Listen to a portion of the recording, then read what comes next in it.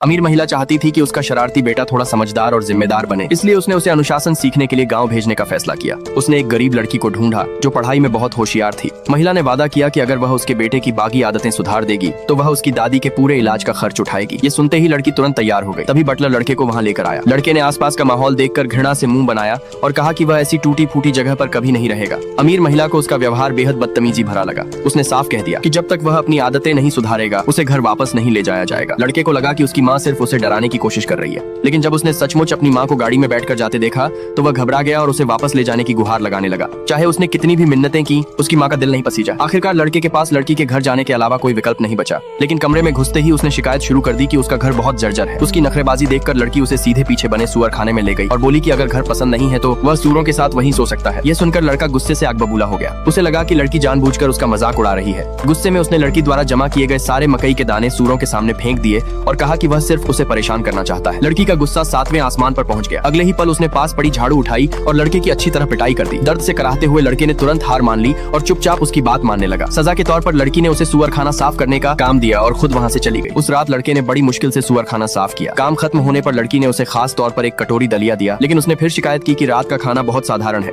उसने कहा कि अगर उसकी पसंद का खाना नहीं बनाया गया तो वह भूखा रहना पसंद करेगा। लड़की ने उसकी बातों पर ध्यान देना भी जरूरी नहीं समझा। वह अपना खाना खाकर वहां से चली गई। लड़का गुस्से में कसम खाने लगा कि वह ऐसा खाना कभी नहीं खाएगा, लेकिन देर रात भूख के आगे उसकी एक न चली और उसने पूरा दलिया खत्म कर दिया। अगली सुबह लड़की ने उसे काम के लिए जगह दिया।